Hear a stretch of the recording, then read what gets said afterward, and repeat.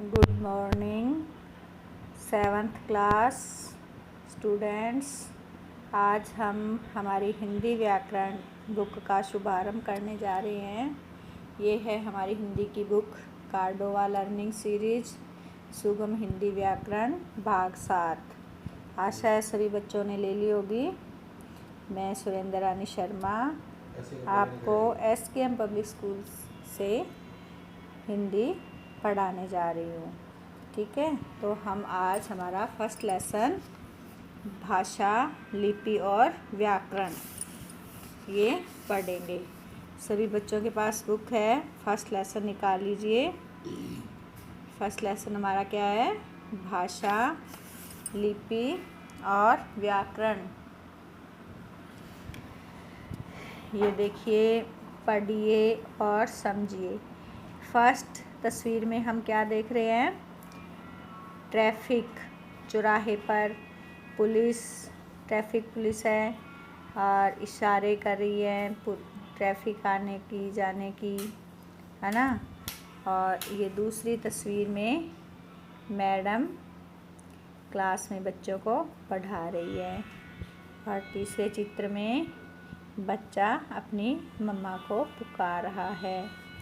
तो उपयुक्त चित्रों में दिखाए गए संकेतों के माध्यम से आप समझ गए होंगे कि हरी बत्ती चलने का संकेत दे रही है। अध्यापिका विद्यार्थियों से शांत बैठने के लिए संकेत कर रही है। नन्हा बालक माँ को बुलाने का संकेत कर रहा है। संकेतों के माध्यम से कुछ बातें कही जाती हैं, लेकिन सभी बातें संकेतों में नहीं कही जा सकती।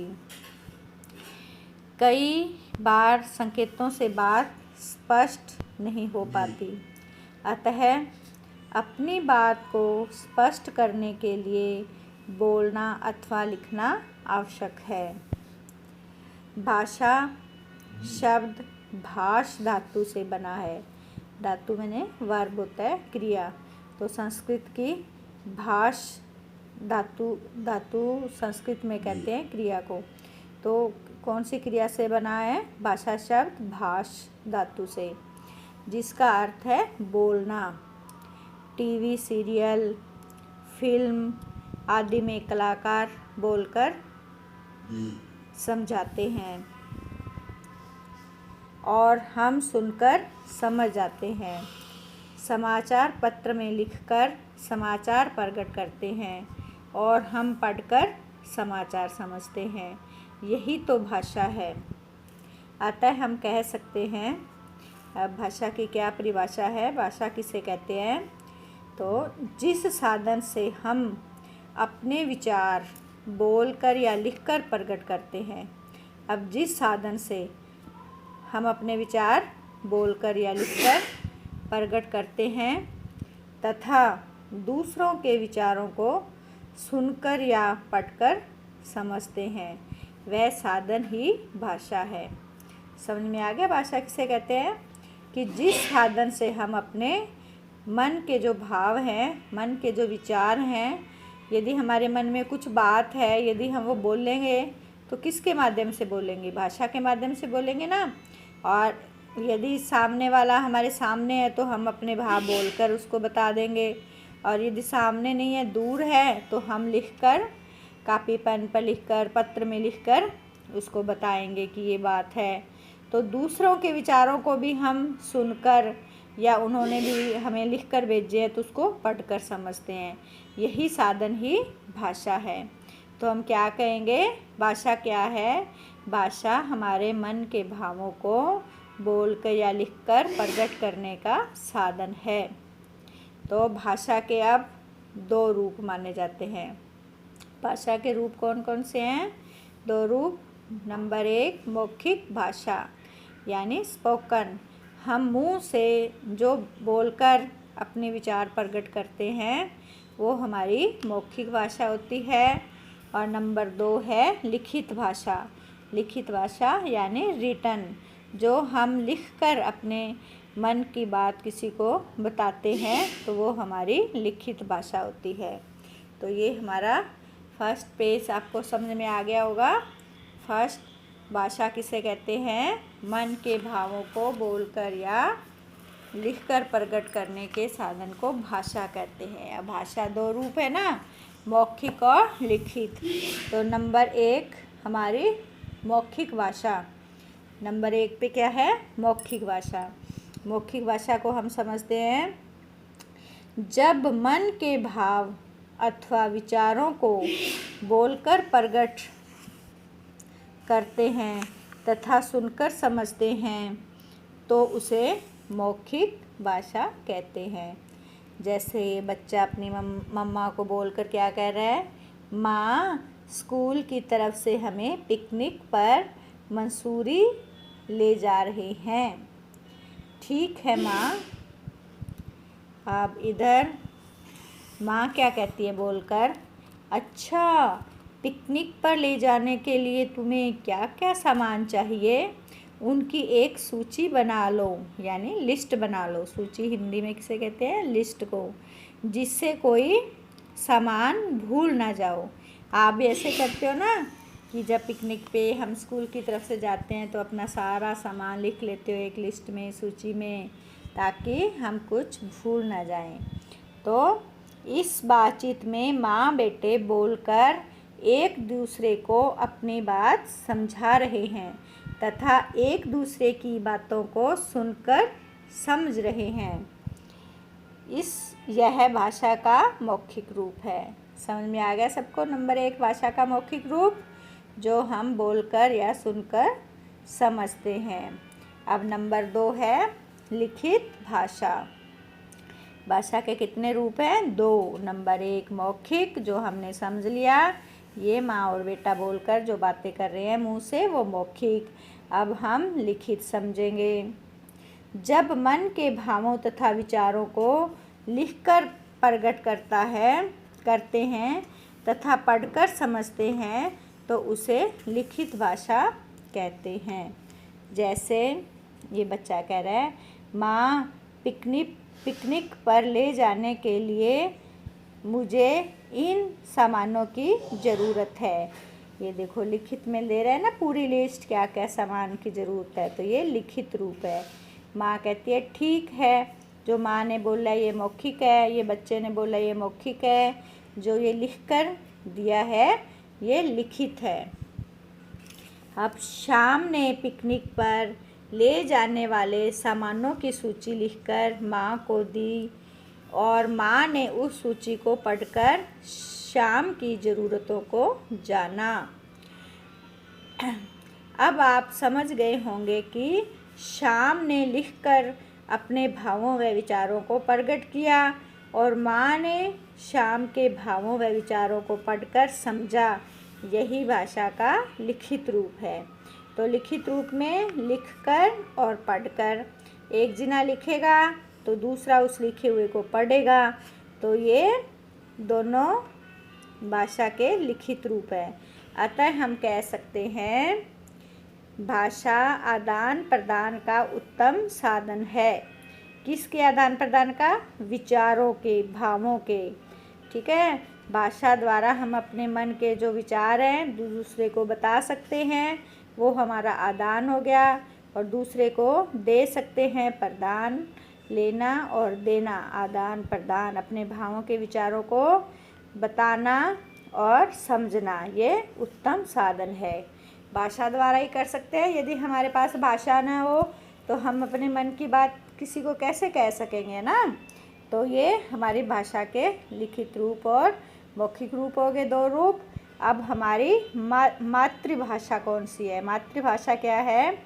मातृभाषा से तात्पर्य उस भाषा से है, ये हमारा अगला टॉपिक आ गया। अब उस रूप से है, उस भाषा से है जिसे बच्चा सबसे पहले अपनी माँ और परिवार के अन्य सदस्यों से ग्रहण करता है। मातृ का मतलब होता है माँ, और माँ की भाषा आपने देखा होगा, जिस परिवार में हमने जन्म लिया है या बच्चा जिस परिवार में जन्म लेता है उसकी माँ जो भाषा बोलती है, यदि माँ हिंदी बोलती है तो बच्चा भी सबसे पहला हिंदी सीखेगा। माँ पंजाबी बोलती है तो बच्चा भी सबसे पहले माँ की भाषा पंजाबी सीखेगा। बच्चा राजस्थानी बागड़ी माँ बोलती है तो बच्चा भी वही सीखेगा। तो वो ही हमारी मातृभाषा होती है। जो माँ सबसे पहले माँ से बच्चा सीखता है वो हमारी मातृभाषा होती है, जिससे बच्चा सबसे पहले अपनी माँ और परिवार के अन्य सदस्यों से ग्रहण करता है। माँ बच्चे के सबसे नज़दीक होती है। बच्चा अपनी माँ द्वारा बोले गए अक्षरों को धीरे धीरे ग्रहण करता है और उन्हें बोलना सीख जाता है। जिस भाषा को बच्चे की माँ बोलती है उसी भाषा को बच्चा सीख लेता है। जैसे यदि बच्चे की माँ पंजाबी बोलती है तो बच्चा पंजाबी सीख लेता है। यदि वह मराठी बोलती है तो बच्चा मराठी सीख लेता है। इस तरह वही उसकी मातृभाषा बन जाती है। अतः वह भाषा जिसे बच्चा अपने परिवार से सीखता है उसे मातृभाषा कहते हैं। समझ में आ गई मातृभाषा क्या है?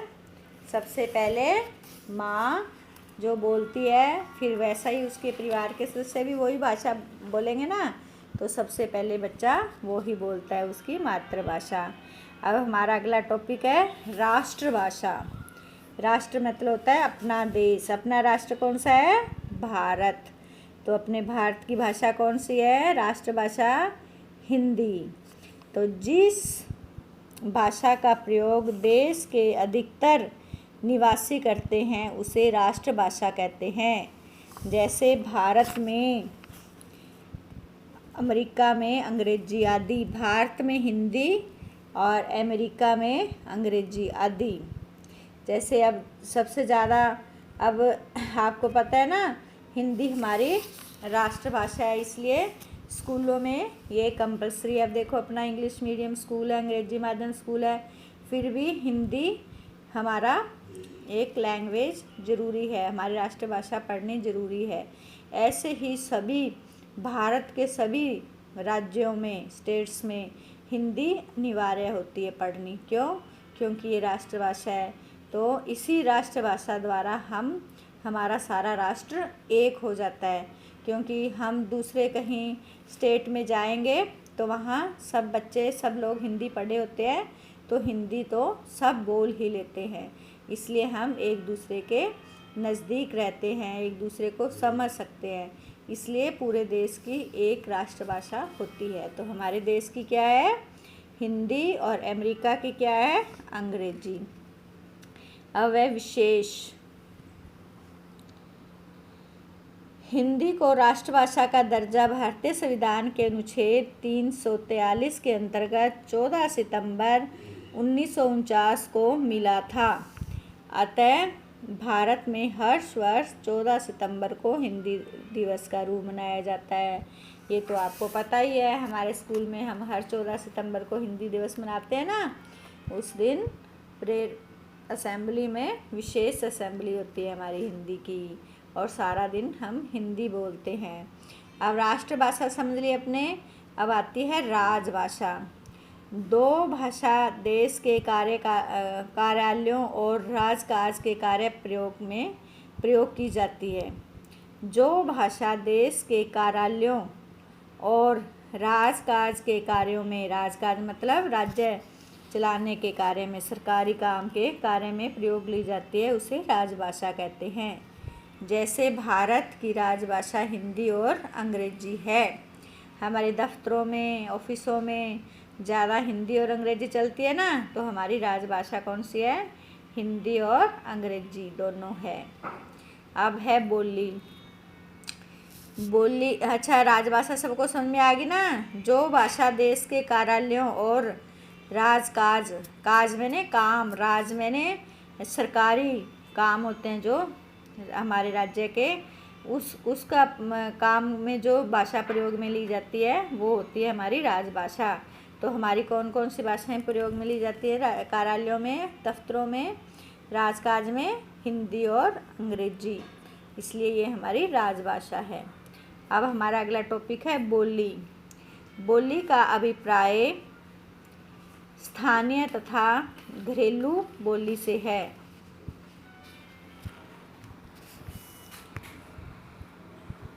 बोली से है।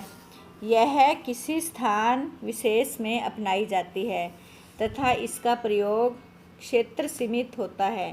क्षेत्र मतलब एरिया, जिस एरिए में वो होती है उसी एरिया में वो बोली बोली जाती है।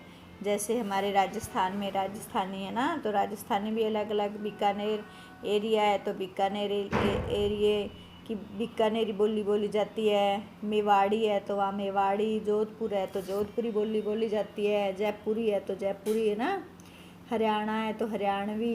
वैसे ही वो बोली क्षेत्र सीमित होती है, यानी उतने उतने एरिया में बोली जाती है। इसका अपना कोई लिखित साहित्य नहीं होता, यानी जैसे बीकानेरी बोली है तो ये लिखी नहीं होती, इसका लिखी कोई बुक्स नहीं होती इसकी। बीकानेर बोलियों की जो भाषा होती है उनकी कोई साहित्य मतलब किताबों में नहीं छपती।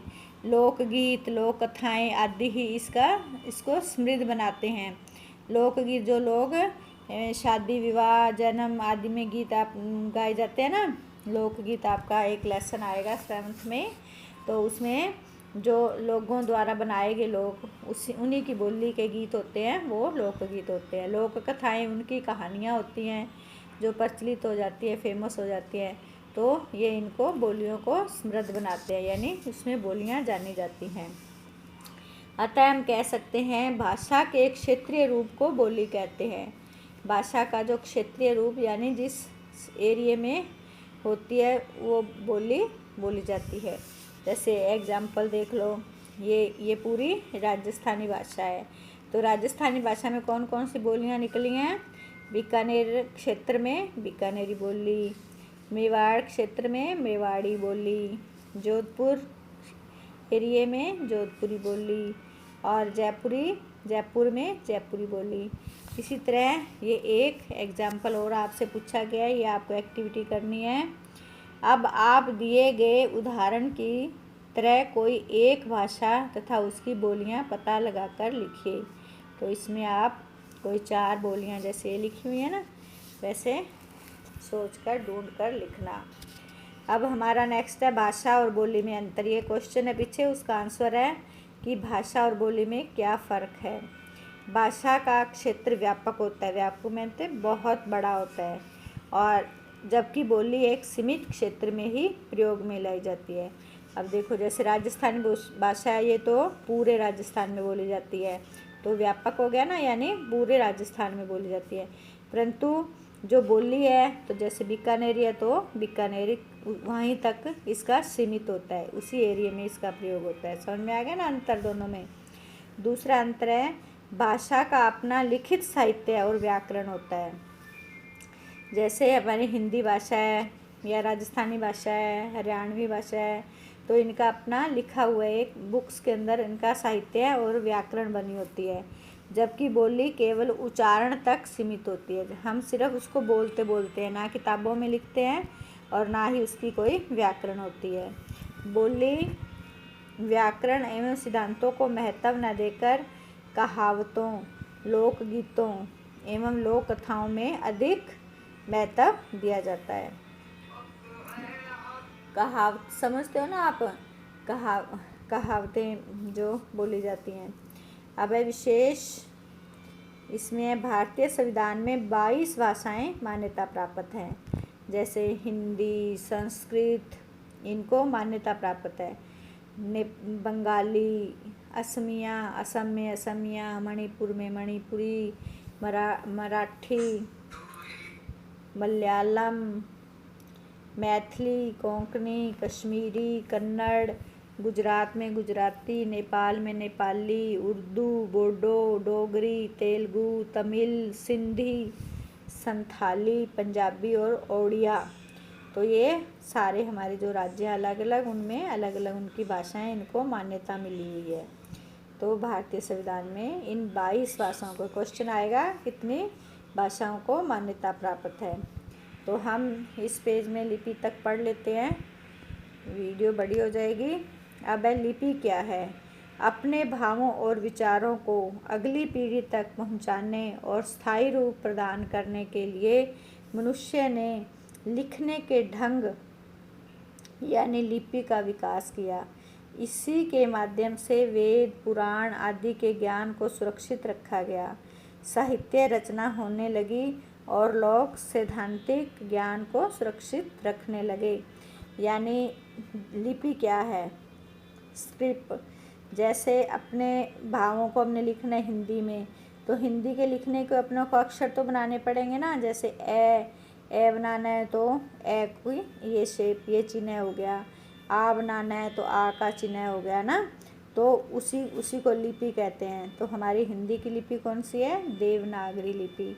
तो यदि ये अक्षर ना बनाए होते, इनकी बनावट ना दी होती, तो क्या हम बुक्स में लिख के रख सकते अगली पीढ़ी के लिए जो भी हमारा ज्ञान है, जो भी हमारी बातें हैं ना, तो उसको लिपि कहते हैं।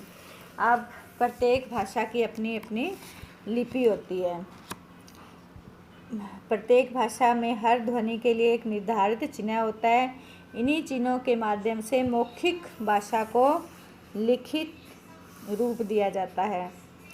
इसी निश्चित चिन्ह अवस्था को लिपि कहा जाता है।